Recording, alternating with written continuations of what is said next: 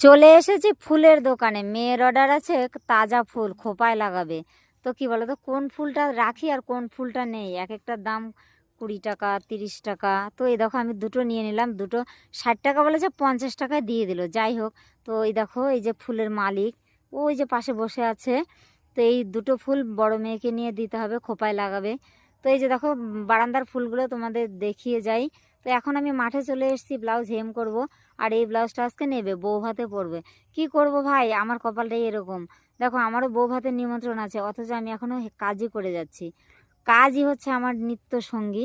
তো এই দেখো মাঠে বসে বসে হেম করছে। ওই যে আমার পুচু মেয়ে, আহা, ওই দেখো ওর পাপাকে ডাকছে। ওই যে ওর পাপা ডাকতে ডাকতে চলেও এসছে। মানুষ সত্যি দেখো, ওই যে কুন্ডু গেছিলো ওই নিচের মাঠে।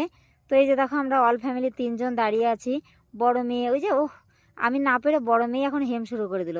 তো আজকের ব্লগটা